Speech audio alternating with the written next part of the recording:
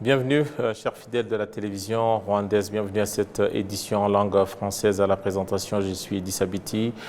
Tout de suite, nous allons à Bakou où se tient la COP 29 avec le président de la République, Paul Kagame, qui est actuellement en Azerbaïdjan, à Bakou, donc la capitale, qui a participé ce mardi matin au lancement de la conférence internationale COP 29 sur la préservation de l'environnement qui rassemble d'autres chefs d'État et de gouvernement. Le président de l'Azerbaïdjan, Ilham Aliyev, qui a officiellement procédé à l'ouverture de cette conférence onusienne, a indiqué que son pays a pour objectif de réduire de 100% les émissions de gaz à effet de serre d'ici l'horizon 2030. Le secrétaire général des Nations Unies, Antonio Guterres, a quant à lui souligné, en s'appuyant sur les propos du président Aliyev, que les pays du monde devraient mieux comprendre leur rôle dans la préservation de l'atmosphère de la planète. Guterres a également insisté sur le fait que l'utilisation des énergies renouvelables est essentielle pour réduire les émissions de gaz à effet de serre, ce qui constitue l'un des objectifs du développement durable que se sont fixés les nations.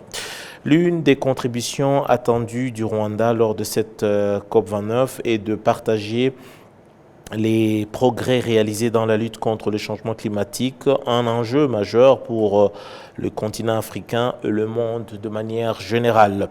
Cette conférence va mettre également un accent particulier sur les investissements dans l'environnement et le Rwanda aura l'occasion de montrer les réalisations en tant que pays prêt à accueillir des investissements dans des projets de préservation de l'environnement. En marge de cette COP 29 à Bakou, le président de la République, Paul Kagame, a rencontré son homologue kazakh, Kassym-Jomart Tokayev. Les deux hommes ont échangé sur le renforcement de la coopération économique dans divers secteurs, dans le but de promouvoir le développement des populations de part et d'autre. Le chef de l'État Paul Kagame a également rencontré le prince héritier Al-Hussein bin Abdallah, avec qui il a discuté des relations bilatérales entre le Rwanda et la Jordanie dans l'optique de renforcer les partenariats mutuels et bénéfiques de part et d'autre. De retour ici au pays, la première dame, cette fois-ci du Rwanda, Madame Jeannette Kagame, exhorte les pays africains à tout mettre en œuvre pour relever les défis qui compromettent encore les compétences des enfants sur le continent africain. La première dame s'exprimait ainsi ce mardi à Kigali, au premier jour de la conférence sur le développement de l'éducation de base, comme nous le relate ici notre confrère Jean Damascène Manchim. La première dame Jeannette Kagame a ouvert la conférence par un mot de bienvenue aux participants venus de divers coins du monde. Distingués invités, je vous souhaite la bienvenue au Rwanda. C'est pour moi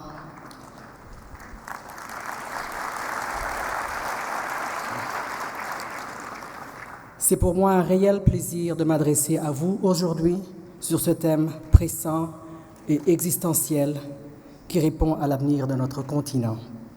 La première dame a invité les pays à apporter une attention particulière à la qualité de l'éducation donnée aux enfants, car les défis restent énormes. La façon dont nous éduquons, formons et préparons nos jeunes pour l'avenir du travail et du développement est cruciale.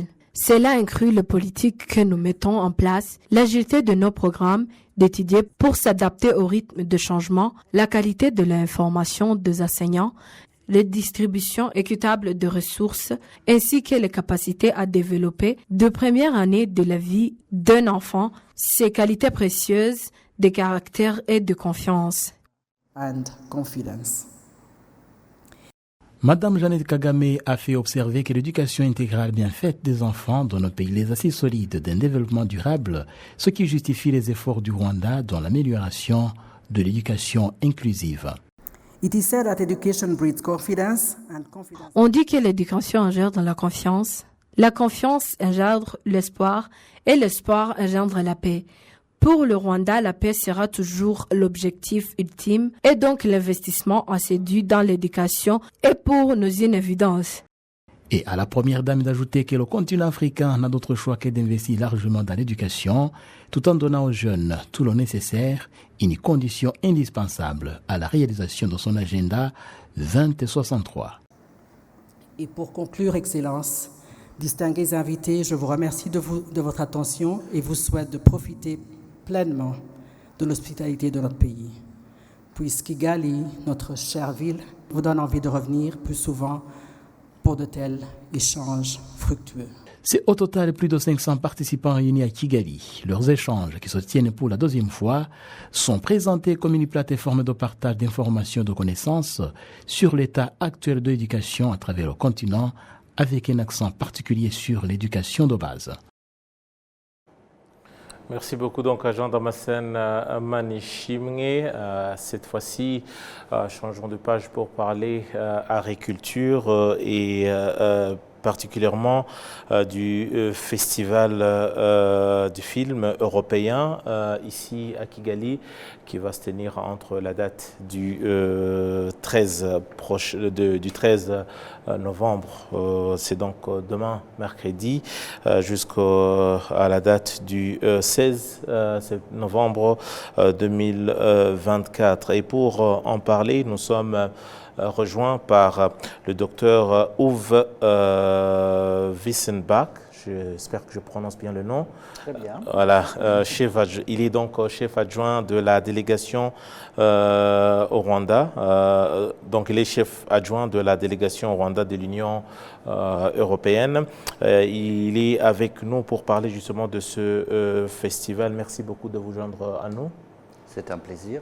Voilà, alors déjà pour commencer, le Festival du cinéma européen, c'est quoi exactement pour ceux-là qui découvrent aujourd'hui, ou ceux-là qui découvrent aujourd'hui ce festival pour la première fois? Voilà, c'est une offre de produits cinématographiques de toute l'Europe qu'on offre aux gens du Rwanda qui veulent voir des films un peu différents de ce qu'on voit sur Netflix ou dans les cinémas américains. Ce sont des histoires de 13 pays de l'Europe, 16 films de 13 pays de l'Europe, qui vous content des histoires des gens comme toi et moi, et qu'on va projeter dans différents endroits à Kigali, et on invite les Rwandais à simplement venir profiter de cette offre qui est quand même assez exceptionnelle. Une fois par an, de nous rejoindre à voir les produits cinématographiques qui ont reçu des prix aussi, qui sont vraiment de bonne qualité, un peu différents de ce qu'on voit d'habitude. Voilà, justement parlant de ces prix, de ces produits que vous allez partager à l'audience ici à Kigali, justement la question qu'on se pose, comment se fait la sélection des films pour ce festival européen? Et déjà aussi par rapport à l'intérêt du public. C'est ça. Voilà, ce sont donc les États membres de l'Union européenne et l'Union européenne nous-mêmes qui choisissons des produits qui nous paraissent être en mesure, disons, de montrer la diversité de l'Europe. Diversité en termes culturels? Diversité culturelle, mais aussi linguistique. Il ne faut pas oublier qu'on parle une vingtaine de langues dans l'Union européenne, donc les films viennent avec des sous-titres en anglais ou en français pour justement faciliter le transport linguistique du message. Mais effectivement, ça reflète surtout la diversité culturelle, mais aussi sociale, économique, des pays de l'Europe à travers la caméra et les acteurs qui vous livrent des histoires. Comment déjà la question qu'on se pose, vous n'êtes pas votre première édition. C'est la 1e édition. Comment s'organise l'édition de cette année? Et surtout, quels sont les sites choisis pour la diffusion de ces films ici dans la capitale? Et surtout, sur quelle base s'est porté votre choix ou vos choix par rapport à ces sites? C'est ça. Donc c'est la 8e édition du Festival du cinéma européen. Donc chaque année, on expérimente un petit peu parce qu'il y a aussi le monde qui change. Il n'y a pas seulement les films qui sont nouveaux, mais c'est aussi le monde autour de nous, l'offre qu'il y a. Donc là, ce qu'on a trouvé dans les années passées, surtout l'année passée, c'est que si on porte les films plutôt vers le public, ça facilite, disons, l'accès aux gens. Ils ne doivent pas tous aller à un cinéma. Il y a aussi, par exemple, le cinéma, le Rafiki Club à Mirambeau, voilà, qui, ouais, qui est effectivement dans un lieu où les films rencontrent le public plutôt qu'inviter les gens à se déplacer au centre-ville. Il y a des films qu'on montre. Un site très fréquenté par la jeunesse. Voilà, c'est ça, exactement, c'est ce qu'on veut. Et donc là, il y a quelques films qu'on montre là. Il y a d'autres films qu'on montre au Century Cinema au centre-ville, où on va ouvrir le festival demain soir. Il y a aussi des projections au Centre culturel de la France et dans un café de cyclistes qui fréquentent les cyclistes. Il y a un film belge qui passe qui raconte l'histoire d'un cycliste érythréen qui veut faire le Tour de France. Donc il y a plein de choses comme ça qu'on essaie de porter au public.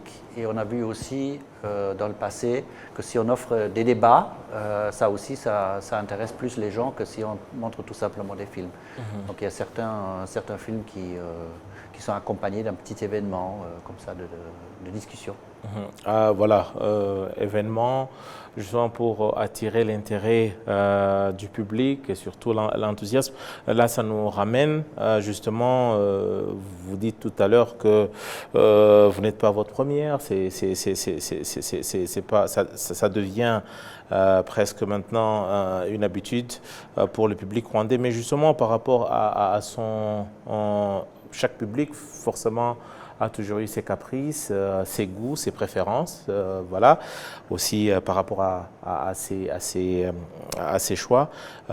Au cours de vos précédentes éditions, avez-vous vu un public enthousiasmé, attiré, emballé par le festival?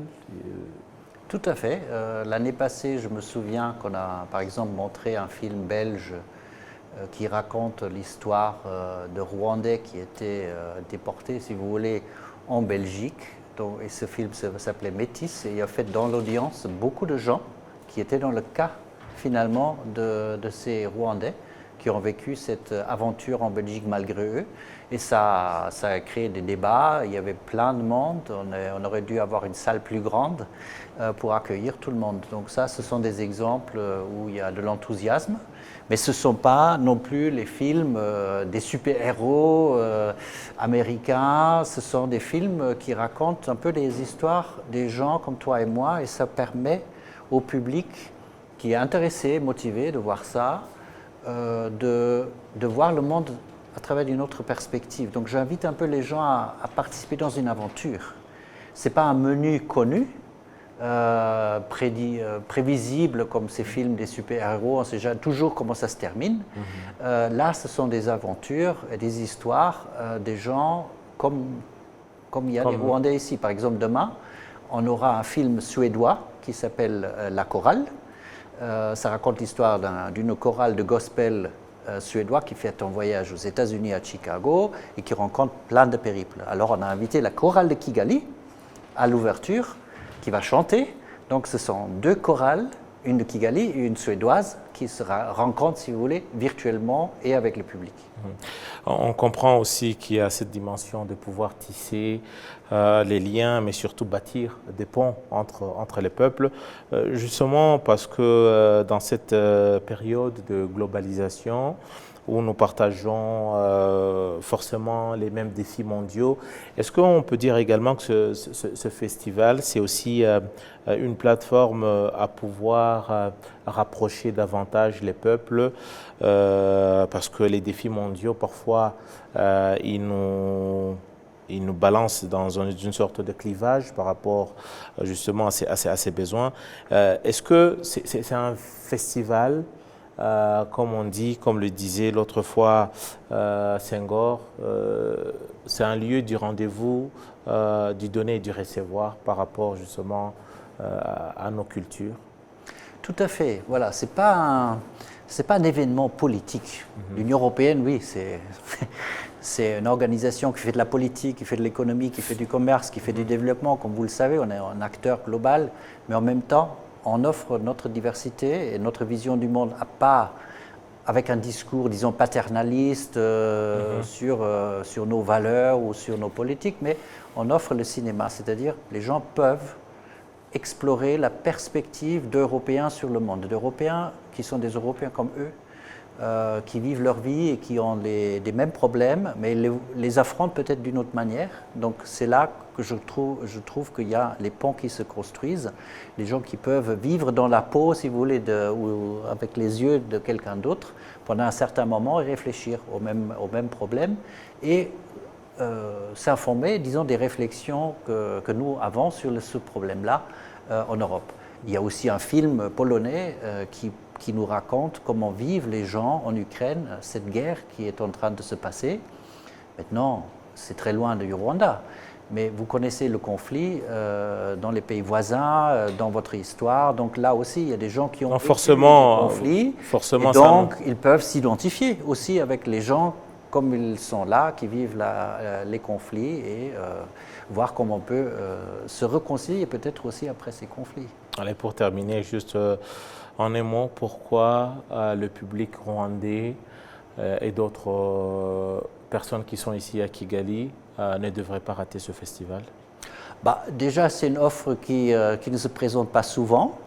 On a fait beaucoup d'efforts pour sélectionner des bons films qui ont reçu des prix des festivals. En plus, c'est gratuit, donc il n'y a pas d'obstacle, sauf le prix de la moto pour se rendre au cinéma ou si vous voulez aller à pied quand vous habitez tout près. Donc venez tout simplement nombreux, testez cette offre que nous avons, embarquez-vous à cette aventure avec nous. Vous n'avez rien à perdre, vous n'avez qu'à gagner. Docteur Uwe Wissenbach, chef adjoint de la délégation de l'Union européenne au Rwanda, merci beaucoup d'être passé dans nos studios. Merci à vous, c'était un grand plaisir et j'espère vous voir aussi. Voilà, forcément, on y sera et continuons avec l'actualité, cette fois-ci avec la police nationale qui exhorte ses forces à faire preuve d'exemplarité, notamment pour ce qui est des services et à redoubler d'efforts pour garantir la sécurité des personnes et de leurs biens à l'approche notamment des festivités de fin d'année. J'invite ici Aradukunda Gloria pour les détails. Le comportement des policiers en service a été l'un des points abordés lors de la réunion de haut niveau des responsables de haut rang ainsi que des policiers subalternes représentant les différentes unités à travers le pays.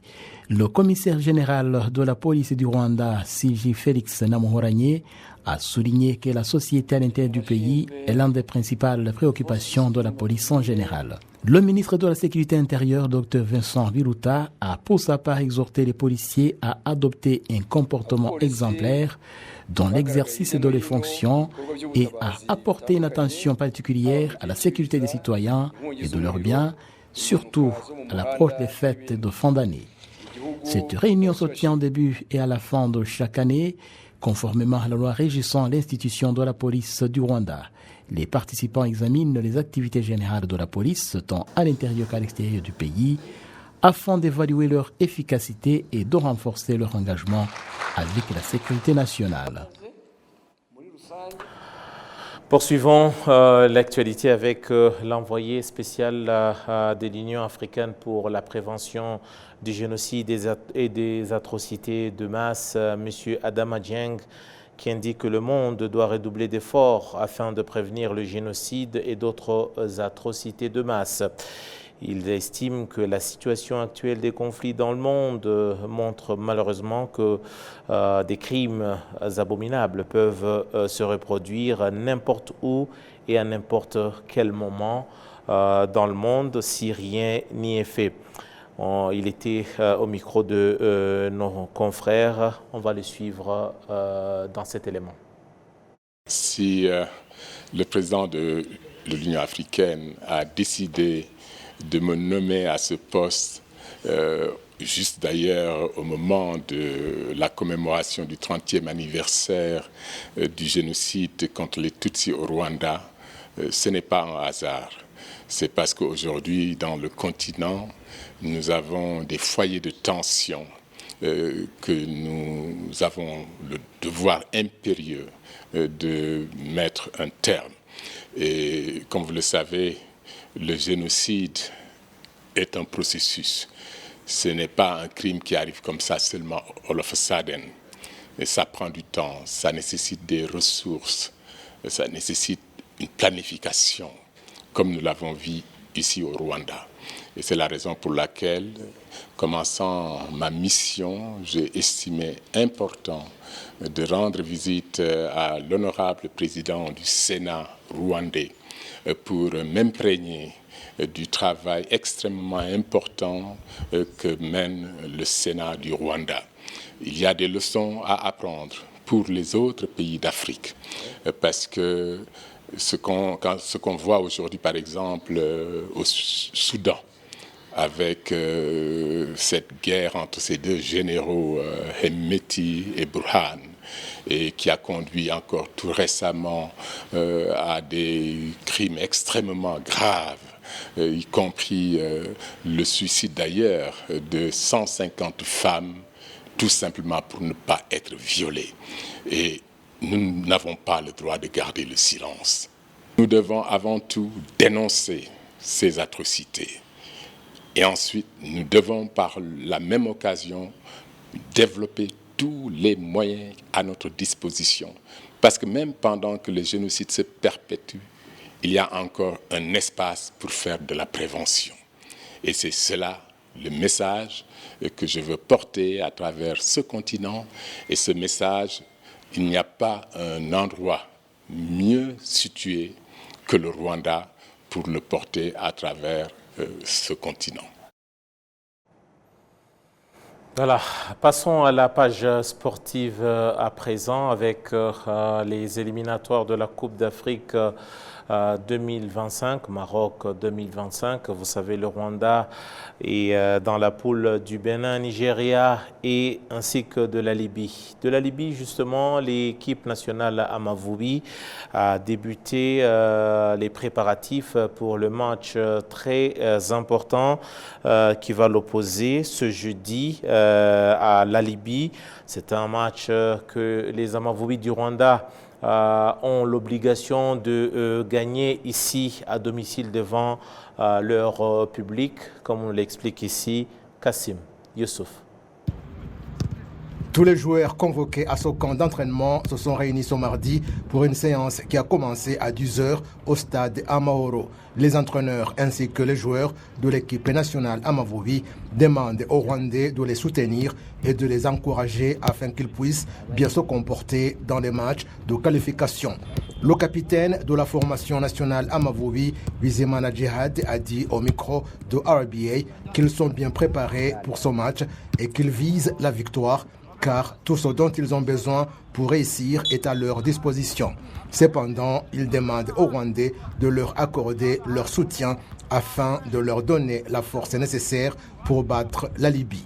Je dirais que c'est un match pour lequel nous sommes bien préparés, comme c'est le cas pour d'autres rencontres, et chaque fois nous nous préparons pour avoir du succès.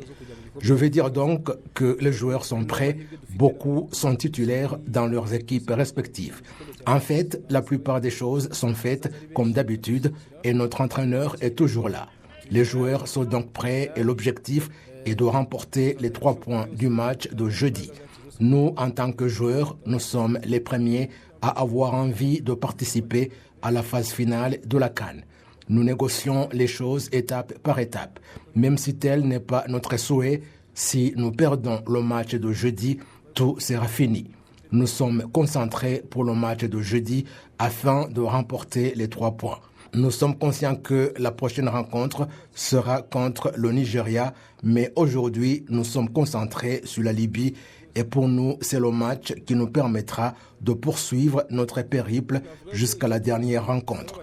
Nous demandons aux Rwandais de venir d'abord nombreux nous soutenir jeudi parce que c'est le dernier match à domicile dans le cadre des qualifications pour la Coupe d'Afrique des Nations et c'est ce qui nous maintient dans la course. Je leur demande donc de venir nombreux nous soutenir. Nous, les joueurs, sommes prêts et nous allons tout faire pour remporter le match de ce jeudi. tuzatanga ibishoboka byose, tuzatanga imbaraga zacu zose kugira ngo dutahukane intsinzi ku masoko kare. Urebye barimo barabikora, icyo dusaba nuko abahungu b'Amavubi bagerageza. Les citoyens de différentes catégories ont indiqué à RBA avoir une grande envie de voir leur équipe nationale représenter encore une fois le Rwanda à la grande messe du football africain qui va se dérouler l'an prochain au Maroc. Ils exhortent les joueurs de l'équipe nationale à faire tout leur possible pour hisser à nouveau au sommet les couleurs nationales et ils leur ont affirmé leur soutien au point que certains fans ont commencé à acheter des habits aux couleurs de l'équipe nationale Amavubi. Cela fait maintenant 20 ans que le Rwanda n'a pas participé à la phase finale de la Coupe d'Afrique des Nations de football. Le groupe du Rwanda comprend le Nigeria qui occupe la première place, le Bénin la deuxième et la Libye. Les analystes sportifs rwandais estiment que le Rwanda a encore la chance de se qualifier pour la phase finale de la Coupe d'Afrique si et seulement s'il parvient à bien se comporter au cours des 2 derniers matchs à venir. Merci donc Kassim Youssouf et c'est par cette page sportive que nous mettons un point final à notre édition. Merci à toutes les équipes qui nous ont permis de vous attendre chez vous, des équipes qui nous ont donc aidés techniquement et sur le plan de la rédaction à pouvoir vous partager l'actualité. En mon nom propre, je vous dis grand merci. J'aurai tout le plaisir de vous retrouver très prochainement pour une nouvelle édition. En attendant, restez bien fidèles au programme de la télévision rwandaise. Au revoir.